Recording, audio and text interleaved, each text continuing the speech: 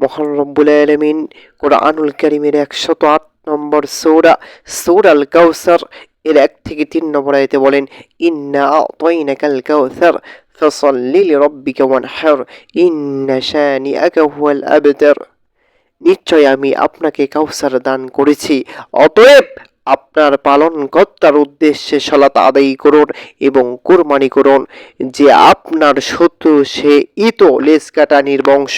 রাসূল সাল্লাল্লাহু আলাইহি ওয়াসাল্লাম বলেন, মোটা হুষ্টপুষ্ট জন্তু কুরবানি করো, কেননা তা পুলসিরাতে তোমাদের পারাপারের সাওয়ারি হবে।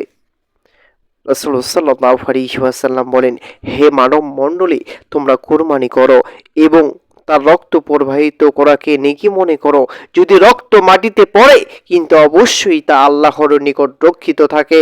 রাসূল সাল্লাল্লাহু আলাইহি ওয়াসাল্লাম বলেন, যে ব্যক্তির অন্তরে আনন্দ রেখে সওয়াব মনে করে কুরবানি করলো, ওই কুরবানি জাহান্নামের আগুন হতে পর্দা হবে, আগুন তাকে স্পর্শ করতে পারবে না।